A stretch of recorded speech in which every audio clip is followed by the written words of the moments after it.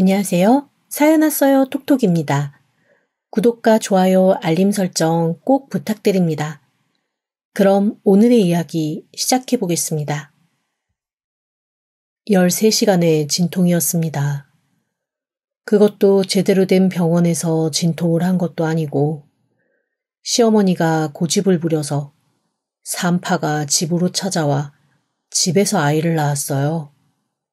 정말 치아가 다 아스라질 정도로 입을 그러물고 끙끙거렸는데 마지막에 힘주기 직전에는 제가 거의 기절 상태가 되었습니다.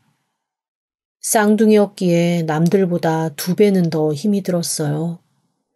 제 마지막 기억은 제가 힘을 주던 그 순간 정말로 뭔가 쑥 빠져나가는 느낌과 함께 그대로 살짝 정신을 잃은 게 전부였습니다. 그리고 제가 깨어났을 때 제품에는 한 아이만 안겨 있었지요.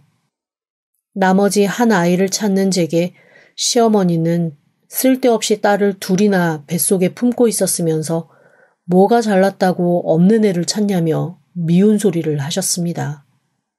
그리고는 제게 이러시더라고요. 뒤에 나온 건 나오자마자 갔다. 어딜 가요, 어머님? 제 아이 어딨어요? 죽었다고. 네? 어머, 말도 안 돼. 그래서 지금 어딨어요?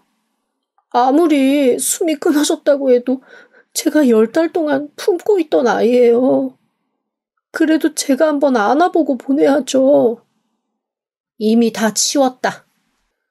그 치웠다는 말이 너무나 아프게 제 가슴에 와서 박혔습니다. 아니 무슨 휙 갖다 버리는 쓰레기도 아니고 그래도 당신 손주고 자기 아들 핏줄인데 치웠다 한마디로 매몰차게 마무리해버리시는 게 제 가슴에 너무도 깊은 상처와 생채기로 남더라고요. 하지만 언제까지 떠난 아이를 그리워만 하고 있을 수는 없었습니다. 당장 배가 고파 빽빽 울고 있는 남은 딸아이를 보면 어떡하든 마음을 추스려야 했어요. 4대 독자 아들과 결혼한 제가 결혼 6년 만에 한 임신이었습니다. 어머님은 너무나 당연하게 아들을 낳아야 한다고 저한테 그러셨고 쌍둥이가 뱃속에 들어있다는 걸 아시고는 아들 둘만 낳으면 아주 며느리 업고 다니겠다는 얘기를 공공연하게 하실 정도였죠. 그런데 임신 막달에 제 뱃속에 아들 딸도 아니고 아들 아들도 아니고 딸만 둘이 들어있다는 사실을 아신 후부터는 아주 험한 말을 자연스럽게 쏟아내셨습니다. 필요도 없는 거 품고 있지 말고 흘려보내라는 둥, 그거 낳아서 뭐 하겠냐는 둥, 빨리 낳고 다시 애들 동생 보라는 둥, 정말 뱃속에 있는 아이들이 들을까봐 무서울 정도의 말씀을 쏟아내시더라고요. 멍청한 제 남편은 그 옆에서 한 번도 제 편을 들어주지 못했습니다. 자기 엄마 앞에서는 아무 말도 못하고 묵묵부답으로 있다가 집에 와서 질질 우는 저를 말없이 위로해주는 게 이 멍청한 인간이 할 수 있는 전부였어요. 저는 품에 안아보지도 못한 딸 하나, 그리고 태어나자마자 환영받지 못한 딸 하나, 그렇게 2딸의 엄마가 되었습니다. 건강이 좋지 않아서 이후로는 임신을 할 수가 없었어요. 저희 시어머니가 그것 때문에 저를 얼마나 괴롭혔는지 모릅니다. 남편한테 어디 가서 애라도 낳아와야 집안 대가 이어지지 않겠냐며 하도 성화를 하셔서 그 폭언과 괴롭힘을 견디지 못하고 아이가 4살 되었을 무렵 저는 남편과 이혼을 했습니다. 그때도 이 멍청한 남자 제대로 판단을 못하더라고요. 솔직히 말하면 시어머니 사셔봐야 얼마나 더 사시겠어요. 시어머니 잔소리 몇 년만 더 막아주면 토끼 같은 딸이랑 평생을 알콩달콩 행복하게 살 수 있었을 텐데 이 사람 그 판단이 안 되는 모양이더라고요. 결국 저와 이혼하고 1년도 되지 않아 어디서 데려온 건지 젊은 여자랑 결혼해서 아들을 품에 안기는 했습니다. 그리고 시어머니는 손자 보시고 6개월 만에 세상을 떠나셨어요. 어떻게 보면 다행이죠. 그 손자가 태어날 때부터 장애를 가지고 있다는 사실은 모른 채 가셨으니까요. 결국 제 애아빠는 어머님 말씀 들어주느라 불평 많고 젊은 아내와 평생 장애 때문에 힘들어 해야 될 아들을 돌봐야 되는 상황이 되었습니다. 그리고 법에서 정한 대로 저와 제 아이에게 양육비도 계속 줘야 했죠. 하지만 양육비도 제대로 주지 않아서 몇 번이고 제가 신고하고 진흙탕 싸움을 벌여야 했어요. 그런데 다른 거는 다 참고 살았고 이해하고 제가 넘어갔지만 이 양육비만큼은 절대 양보를 못하겠더라고요. 뭐랄까, 그냥 죽은 제 딸의 목숨값 같기도 하고 아이를 대신해서 싸워줘야 되는 유일한 엄마 노릇이라는 생각도 들었거든요. 악착같이 양육비를 받아내가며 딸을 키웠지만 자식은 정말 마음대로 안 되나 봐요. 제 딸은 정말 말을 안 듣는 아이로 자랐습니다. 저는 제가 그렇게 학교를 많이 쫓아다니면서 사과를 하는 그런 엄마가 될 줄은 몰랐습니다. 하루가 멀다 하고 학교에서는 저를 불러댔어요. 이유도 너무나 다양했습니다.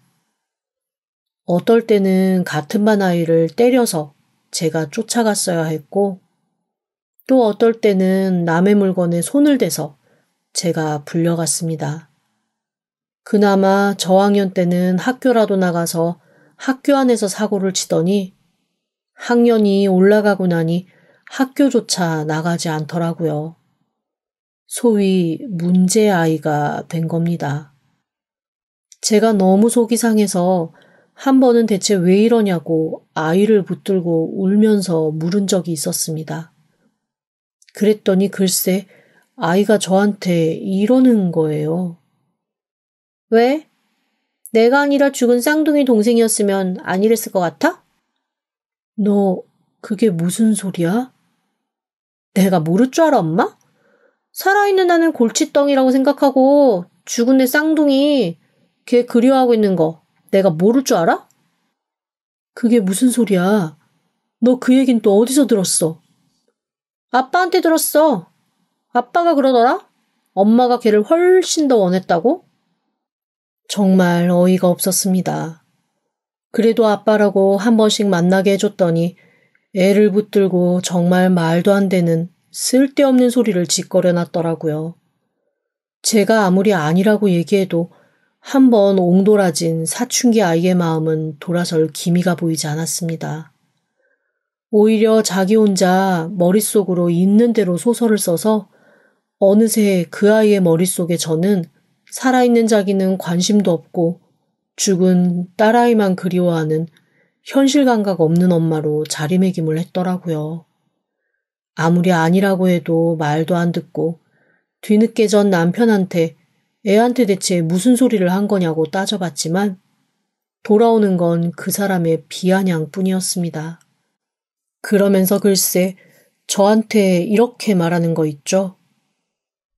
너도 한번 새끼 때문에 속 좀 썩어봐. 자식이 왼수라고 하잖아. 나만 그렇게 살기 좀 억울해서 말이야. 세상 천지에 이렇게 못난 놈이 또 있을까요? 제가 그런 놈도 아이 아빠라고 존중하며 살아왔던 지난 세월이 정말 어이없고 억울하더라고요. 제 딸은 점점 더 엇나가기 시작했습니다. 이제 경찰에서 연락 오는 것 정도는 아무렇지 않을 정도로 사고치는 범위도 점점 커졌어요. 그럴수록 저는 많이 지쳐가고 아이에게 이렇게까지 말을 하고 말았습니다. 너랑 나랑 모녀로 태어나긴 했지만 이쯤에서 관계 마무리하는 게 맞을 것 같다. 그냥 연 끊고 살자. 이제서야 엄마 본 모습이 나오네. 안 그래도 나 이 구질구질한 집 떠나서 살려고 아빠한테 갈 거야. 뭐? 그게 무슨 소리야? 아빠한테 간다니? 뭘 놀라면서 물어봐. 인연 끊자며.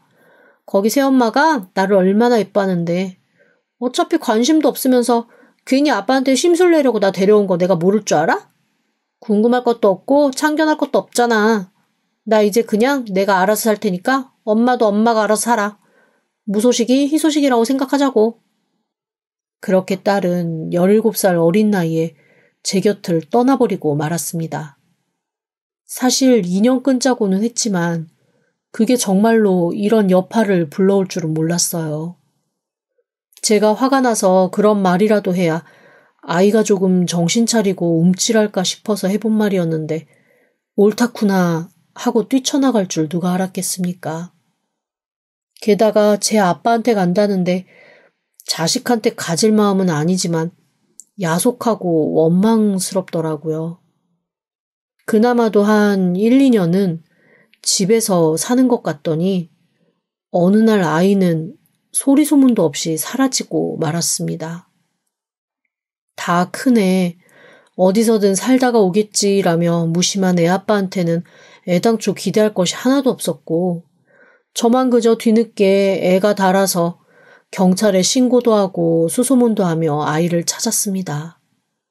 하지만 아이는 마치 증발한 것처럼 사라져 흔적을 찾을 수가 없더라고요. 아이 아빠한테 물어봤지만 아이 아빠 역시 비아냥거리기만 할 뿐 아이의 행방을 알지는 못했습니다. 그렇게 저는 두 아이를 낳았지만 두 아이 다 잃은 채 혼자 외롭고 쓸쓸한 시간을 보내게 되었습니다. 사람이 허하다 보니까 뭔가 위안거리를 찾게 되잖아요. 제가 뒤늦게 찾은 위안거리는 정원 가꾸기였습니다. 저희 친정 부모님이 돌아가시면서 정말 값어치 없는 땅을 한 1,000평 정도 남겨놓고 가셨거든요. 집을 지을 수도 없고 그냥 놀릴 수도 없는 그런 땅입니다.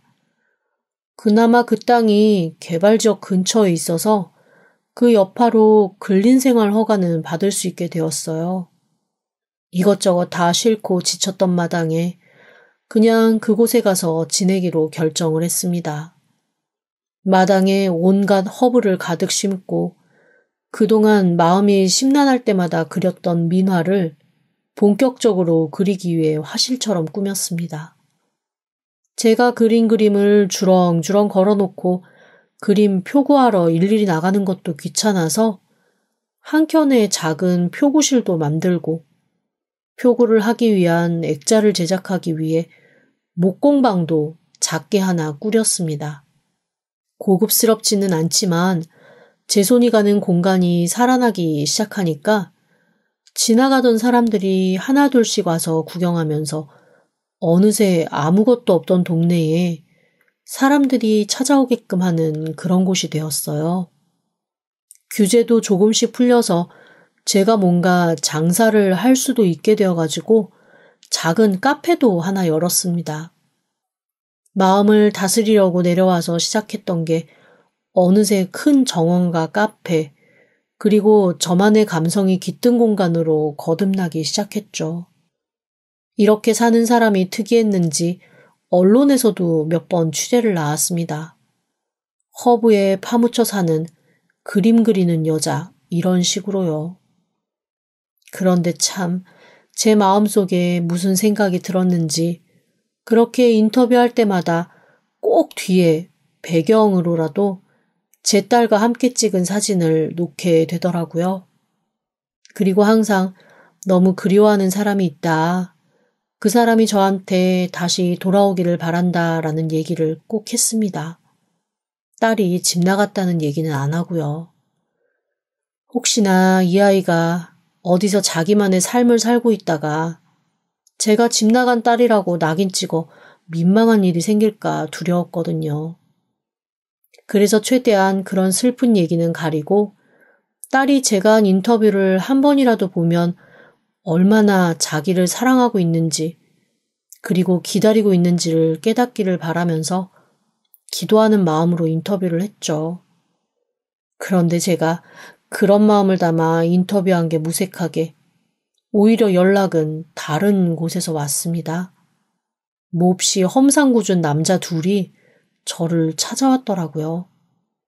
그리고 다짜고짜 딸의 이름을 대며 딸 때문에 정말 큰 손해를 봤다고 제게 물어내라고 어깃장을 놓았습니다. 아줌마 딸이 그런 식으로 사라져서 우리도 너무 오랜 시간 곤란했거든. 책임은 지셔야지. 연대 책임? 응, 그런 거. 아닌 밤중에 홍두깨 뚱딴지 같은 소리에 제가 무슨 말이냐고 했더니 글쎄 그 남자들이 이러는 거예요.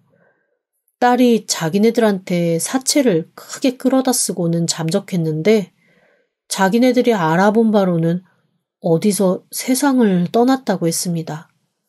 말도 안 된다고, 그 아이가 왜 세상을 떠나냐고 제가 버럭 소리를 질렀더니 그 사람들이 그러더라고요. 웃겨. 아줌마, 오늘 이때까지 딸이 죽었는지 살았는지도 모르고 살았잖아. 우리 아니었으면 평생 몰랐을 건데 고마워해야 하는 거 아니야? 우리도 걔가 살아있었으면 좋겠어. 그래야 돈을 받거든. 그런데 없잖아.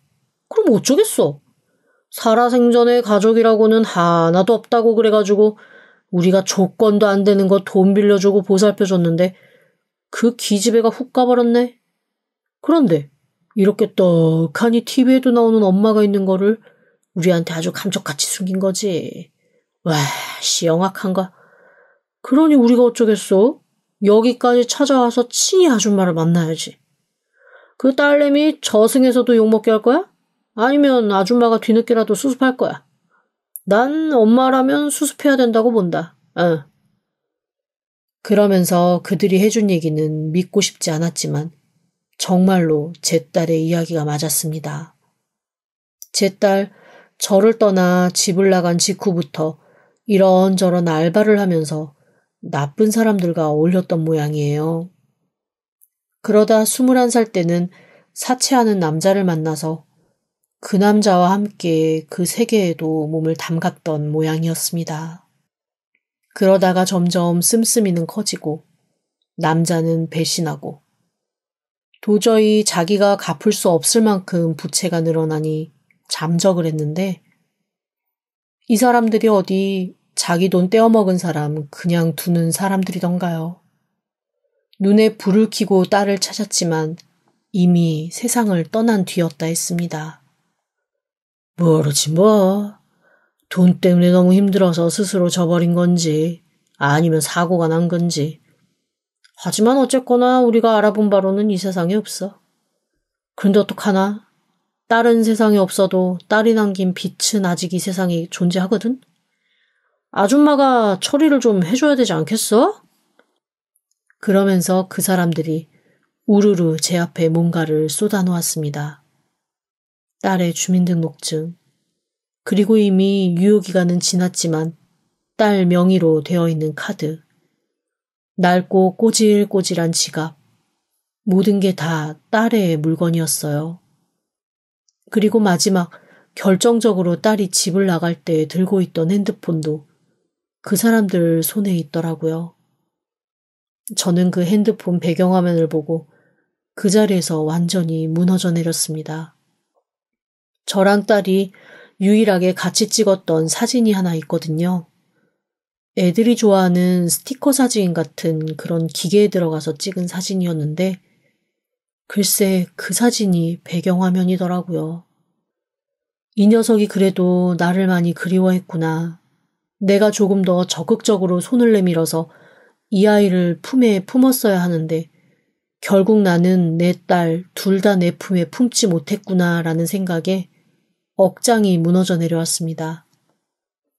제가 그렇게 펑펑 울고 있으니 그 무서운 얼굴 남자 둘도 그냥 잠자코 기다려주더라고요. 저는 땅의 일부를 팔아서 딸이 남겼다는 빚을 모두 청산을 해주었습니다. 어미로서 정말 이거라도 해줘야 저승에서라도 아이가 편안하게 살 수 있지 않을까 하는 생각 때문이었죠. 그리고 다시 저는 삶에 대한 의욕을 모두 잃었습니다. 언젠가 딸이 돌아오면 이곳을 같이 가꾸고 이 안에서 함께 살아갈 꿈을 꿨거든요.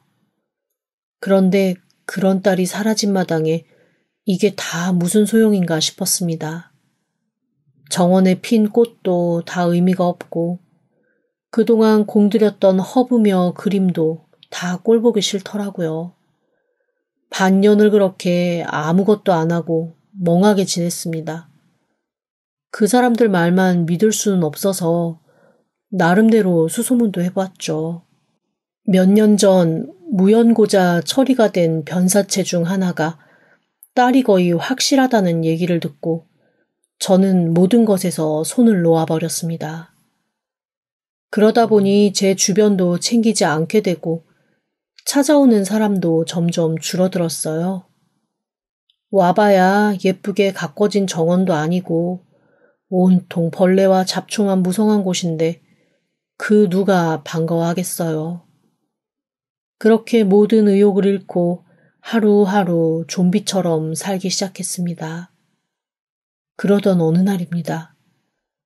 그날도 멍하게 마당 한켠 의자에 앉아 먼 산을 보고 있는데 누군가가 천천히 저희 집 마당으로 들어오더라고요.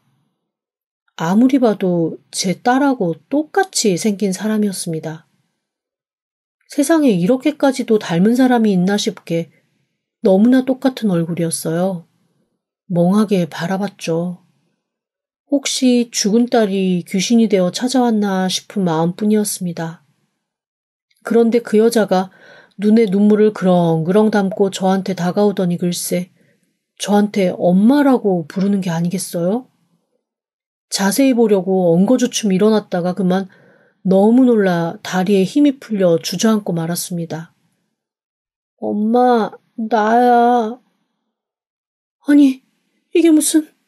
너... 엄마, 보고 싶었어. 아니, 너 살아있었던 거야? 너 살아있었어? 저는 그 자리에서 딸을 붙들고 펑펑 울었습니다. 종교는 없지만 그 순간만큼은 세상에 있는 모든 신의 이름을 다 갖다 붙이면서 감사하다는 말이 나오더라고요. 제가 딸한테 그동안 어떻게, 어디 숨어 있었는지 물었습니다. 어디서 뭐하며 살았는지는 모르겠지만 수년이 지나서 그런지 얼굴만 똑같고 많은 것이 달라진 느낌이더라고요. 차분해진 것도 같고 말투며 행동도 경박스럽고 거친 부분이 거의 보이지 않았습니다. 제가 자꾸만 어디서 어떻게 살았냐고 묻자 딸이 차츰 얘기하겠다고 일단 지금 중요한 건 자기가 이렇게 엄마 앞에 있는 거 아니냐고 하더군요. 하지만 저는 더 이상 딸과의 관계에서는 그 무엇도 뒤로 미루고 싶지 않았습니다. 언젠가는 화해해야지. 언젠가는 사랑한다고 해야지. 언젠가는 얘기해야지.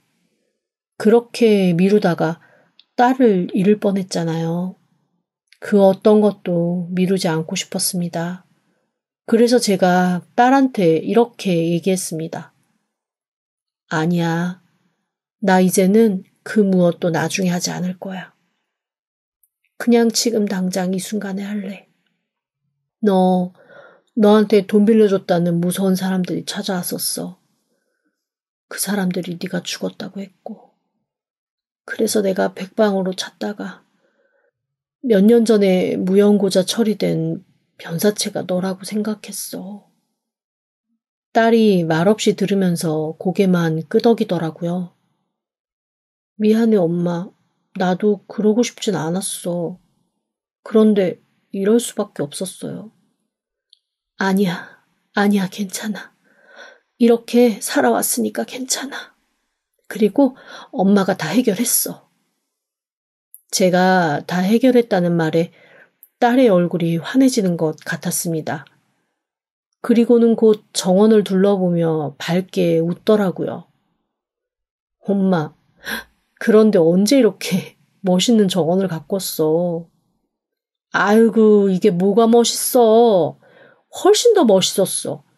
엄마 이제 너 왔으니까 이곳 더 멋있게 가꿀 자신 있어. 말 그대로 저는 다시 살아갈 힘이 생겼습니다. 그리고 다시 나타난 딸은 예전 모습이 전혀 아니었어요. 너무나도 사랑스러웠고 완전히 환골탈태한 것처럼 저한테 애정 표현도 많이 하고 고맙다 미안하다 그런 얘기도 잘 하더라고요.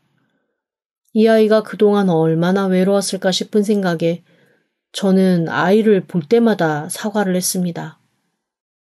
엄마가 그동안 미안했어. 네가 외로웠을 거야. 엄마도 아빠 때문에 외롭게 살았으면서 너의 외로움을 엄마가 알아봐주지 못해서 미안해. 아니야. 엄마도 다 이유가 있었겠지. 저는 그날 이후 딸하고 단 한순간도 떨어지고 싶지 않았습니다. 그런데 한 달, 두 달이 지날수록 조금씩 이상한 마음이 들었습니다. 딸은 딸인데 딸이 아닌 것 같은 그런 느낌이었어요. 제가 어떡하든 딸과의 관계를 회복하려고 옛날 이야기를 꺼내면 그 아이는 그냥 그런 옛날 얘기는 하고 싶지 않다며 모른 척했습니다. 처음에는 좀 서운했죠. 이 아이가 아직도 마음에 꽁하게 남아있는 게 있어서 나와 얘기하기를 꺼려하나 싶은 생각이 들었거든요. 그런데 얘기를 하면 할수록 뭔가 좀 이상한 겁니다. 뭐랄까, 전혀 기억을 못하는 듯한 그런 느낌이 들었어요. 아이가 저보다는 아빠를 더 좋아했거든요. 그래서 남편이 이간질한 것 때문에 청소년기에 저랑 사이가 많이 안 좋았던 거잖아요. 그런데 그런 것도 전혀 아니라는 듯 굴고 뭔가 낯선 모습들이었습니다. 처음에는 그냥 이 아이가 나를 떠나 있던 수년간 너무 겪은 게 많아서 사람이 정말 많이 달라졌나 보다라는 생각을 했습니다. 그런데 말을 할수록 점점 내 딸이 맞나 싶은 생각이 드는 거예요. 게다가 결정적으로 가끔 저를 보는 눈빛이 슬프기도 하고 몹시 사납기도 한 것이 마음에 크게 걸렸습니다.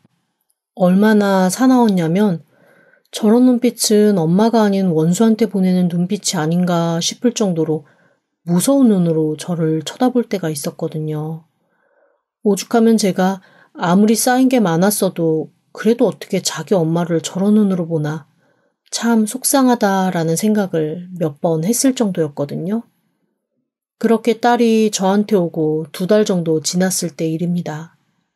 저는 여전히 딸과 관계가 완전히 회복되지 않아서 어색하기만 했고 이제나 저제나 딸의 마음이 열리기만을 기다리는 중이었죠. 그러던 어느 날 딸이 저한테 며칠 정도 어딜 좀 다녀와야겠다고 얘기를 하더라고요. 저는 또 딸이 떠날까봐 화들짝 놀라서 어딜 가는 거냐고, 가려면 저랑 같이 가자고 얘기를 했죠. 아니야, 엄마. 나 예전에 살던 데서 집 빼고 짐 옮겨야 된다고 그래서 거기 좀 다녀와야 될 것 같아. 엄마가 같이 갈 그런 곳은 아니고 나 돌아올 거예요. 그러니까 너무 걱정하지 말고. 알겠어요? 알았어. 너 근데 네 아빠랑은 연락하니? 아빠? 아니, 왜? 그래도 아빠인데 아무리 별로인 사람이어도 네 아빠잖아. 너 세상 떠났다고 알고 엄청 슬퍼하고 괴로워했는데 그래도 한 번씩 연락해서 만나고 그래. 알았어요. 내가 알아서 할게. 딸은 석연치 않다는 얼굴로 말을 흐리고 볼일을 보러 며칠간 집을 비웠습니다. 사람이 한번 들어왔다가 떠난 자리 참 많이 허전하더라고요. 딸과 그렇게 많은 얘기를 한 것도 아니고 그저 한 집에서 삼시세끼 같이 밥 먹고 밖에 정원 좀 같이 다듬고 그런 일상을 같이 했을 뿐이었는데 딸이 자리를 비웠다고 저는 가슴 한켠에 아주 큰 구멍이 뚫린 것처럼 허전했습니다. 그렇게 딸이 집을 비운 지 3일쯤 지났을 때였습니다. 저희 집에 또 누군가가 찾아왔어요. 딸의 죽음을 전해줬던 그 무시무시한 사람들이었습니다. 가슴이 덜컥했습니다. 다 물어줬다고 생각했는데 왜 또 찾아왔나 싶었죠. 어이없게 그 사람들이 와서 저한테 딸의 행방을 물었습니다. 아니, 무슨 소리예요? 그쪽에서 내 딸이 죽었다고 알려주고 나한테서 내 딸 대신 돈 받아갔잖아요. 그런데 지금 와서 나한테 딸을 찾는 거, 그거 대체 무슨 경우예요? 어라? 이 아주머니 봐라. 우리를 아주 만만하게 봐. 아주머니, 세상에서 제일 무서운 사람이 누군지 알아? 돈 떼어먹힐까봐 눈에 불을 킨 사람들이 세상에서 제일 무서운 거야. 아주머니 딸 둘이잖아. 순간 머릿속에서 종이 울리는 것 같았습니다. 이게 대체 무슨 소리인가 싶었어요. 일단 딱 잡아뗐습니다. 그랬더니 그 사람들이 어이없다는 듯 침을 탁탁 뱉으면서 그러더라고요. 이 아주머니, 우리를 너무 띄엄띄엄 보네. 우리가 경찰보다도 더 아는 게 많은 사람들이야. 아주머니 딸 둘이더만. 하나는 낳자마자 갖다 버리고 하나만 키웠더만. 그 키운 자식 죽고 갖다 버린 자식 아줌마랑 지금 같이 살고 있잖아. 어디서 찾았대? 저는 그 얘기를 듣는 순간 그 자리에서 그냥 기절해버리고 말았습니다. 제가 눈을 떴을 때는 병원이었습니다. 그 험악한 인간들이 그래도 119 불러 저를 병원에는 옮겨놓은 모양이더라고요. 병원에서는 저한테 무슨 큰 쇼크를 받았냐며 심장 수치가 너무 안 좋다고 절대적 안정을 취해야 된다고 하더라고요. 하지만 제 머릿속에서는 온통 그 무서운 사람들이 버린 딸에 대해 한 얘기만 맴맴 돌았습니다. 그리고 없어졌던 딸이 저와 함께 있는 건 또 어떻게 알고 찾아온 건지도 궁금하고 무서웠죠. 당장 전 남편에게 전화를 했어요. 전 남편이 있는 대로 짜증을 내면서 받더라고요. 그리고 대뜸 저한테 전화를 받자마자 이러는 겁니다. 마침 전화 잘했다. 너 요즘에 TV에도 나오고 잘 나가더라. 야, 돈 있으면 돈 좀 주라. 나한테 뭐 맡겨놨어? 나 당신한테 물어볼 게 있어서 전화했어. 돈 줄 거면 물어보는 말에 대답해주고, 알면 나도 뭐 대답 못해주고. 내 딸 어딨어? 미쳤어? 죽었다고 네가 얘기했잖아. 죽은 애를 왜 나한테서 찾아? 걔 말고 어렸을 때 당신이랑 당신 엄마가 나한테 죽었다고 한 내 딸. 걔 어딨냐고. 뭐야? 너 그거 어떻게 알았어? 전화에서 느껴지는 남편은 몹시 당황한 눈치였습니다. 그러면서 혼자 제발 저려서 주절주절 묻지도 않는 말까지 다 쏟아내더라고요. 제가 쌍둥이를 낳았을 때 죽은 시어머니가 없는 살림에 쓸데없이 딸 둘 어떻게 키우냐고 하나는 본인이 알아서 하시겠다며 데리고 나가셨답니다. 이 등신 같은 남자가 자기 자식, 자기 엄마가 그 핏덩이를 들고 나가는 것도 막지 못했던 거죠. 그리고 몇 년 뒤 시어머니가 갖다 버린 그 아이 좋은 집에 입양 가서 잘 살고 있으니 나중에 혹시 이 아이에게 들러붙을 일 있으면 들러붙으라고 아이의 존재와 주소를 알려줬던 겁니다. 그 빌어먹을 할망구가 자기 손녀한테 미안해서 주소를 알려준 것도 아니고 혹 자기 아들이 돈 필요하게 되면 친부임내 하고 나타나서 돈 뜯어내라는 의도로 주소를 알려준 거였어요. 다행히 제 딸은 정말 좋은 집에서 잘 자랐더라고요.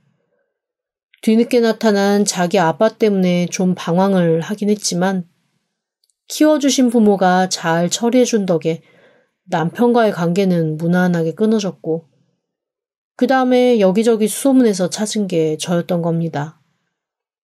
그 과정에서 자기 쌍둥이가 사채업자들한테 시달리다 세상을 떠난 것도 알게 되고 그 사채업자가 저한테 와서 협박을 했던 것도 알게 된 거죠. 그리고 자기 친부라는 사람이 자기를 담보로 해서 돈을 끌어다 쓴 것도 알았다고 했습니다. 그 사채업자들은 부잣집 딸로 살고 있는 아이를 보고 전 남편에게 돈을 빌려줬고 그걸 갚지 못하고 있으니 딸에게 받아내려고 절 찾아왔던 거였습니다. 마침 딸이 집을 비웠을 때였고요. 모든 것을 알고 나니 기가 막히더라고요. 그 아이가 어떤 마음으로 제 앞에 있었을지, 그리고 제가 딸과의 추억을 자꾸만 되새기려고 이런저런 얘기를 할 때마다 어떤 심정으로 듣고 있었을지, 마음의 대못이 5만 개쯤은 박히는 것 같았습니다. 차마 아이한테 전화도 못 하겠더라고요. 그 전까지는 볼일 다 끝났냐, 언제 올 거냐, 문자도 하고 전화도 하고 했었는데 아이가 지금 가 있는 곳이 예전 집을 정리하는 곳이 아니라 그 아이를 키워준 친부모한테 가 있다는 생각을 하고 나니까 제가 끼어들어 그렇게 괴롭혀도 되는 건가 싶은 생각이 들었습니다. 그래서 저는 결단을 내리기로 했습니다. 그 아이에게 또 상처가 될까봐 부단히 걱정하고 고민을 안 한 건 아니었지만 지금 함께 살고 있는 부모님이 그렇게 좋은 분이라면 그냥 그 부모님과의 삶에 집중할 수 있게 제가 이 아이를 놓아줘야겠다는 생각이 들었어요. 그래서 아이 앞으로 편지를 썼습니다. 제가 버린 게 아니라는 거 정말로 몰랐다는 걸 진솔하게 써내려갔어요. 그리고 그 편지를 아이가 지금 키워준 부모님과 살고 있다는 그 집으로 보냈습니다. 물론 그 전에 제가 가지고 있던 집과 땅을 모두 헐값에 정리했죠. 어딜 가든 그냥 하루 벌어 하루 먹고 살더라도 아무도 없는 곳에서 혼자 지내고 싶다는 생각뿐이었습니다. 아이에게 이렇게 편지를 썼어요. 한시도 잊은 적이 없다고 말하면 그건 사실 거짓말이야. 내 삶이 너무 벅차고 힘들어서 때때로 널 잊은 적은 있었어. 하지만 한 가지 내가 확실하게 말할 수 있는 건 나는 단 한 번도 너를 버리려는 생각을 한 적이 없다는 거야.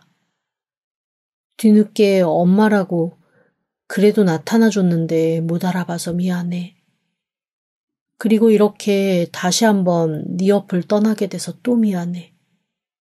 그래도 나는 참 고맙고 감사하다. 죽은 줄만 알았던 네가 나타나서 나한테 엄마라고 불러주고 같이 시간 보내준 거 내가 태어나서 받아본 가장 큰 선물이었어. 그 선물 정말 고맙게 잘 간직하고 살 테니까 너는 부디 너 키워주신 훌륭한 분들 정말 참 부모로 알고 과거의 연연해서 낳아준 엄마 그리워하거나 안타까워하거나 하지도 말고 그냥 그분들의 귀한 딸로 곱게 아주 곱게만 살아다오. 내 마지막 부탁이다. 그리고 저는 조용히 자취를 감추기 위해 떠났습니다. 그 후로 제 딸의 소식은 들려오지 않았어요. 그 아이가 저를 찾고 있는지 아닌지는 모르겠지만 어쨌건 저는 죽는 날까지 그 아이 앞에 나타나지 않을 생각입니다. 한 아이는 어리석어서 잃고 한 아이는 자진해서 잃었지만 할 수 없죠. 그래도 제 마음에 아주 작은 위안 하나는 두 아이가 모두 제게 한 번씩은 엄마라고 불러줬다는 거예요. 그게 제 마음속에 남아있는 유일한 낙입니다. 지금까지 들어주셔서 감사합니다. 구독과 좋아요, 알림 설정은 사연 왔어요 톡톡에게 큰 힘이 됩니다. 지금 바로 구독 부탁드립니다. 그럼 다음 사연으로 또 찾아오겠습니다. 감사합니다.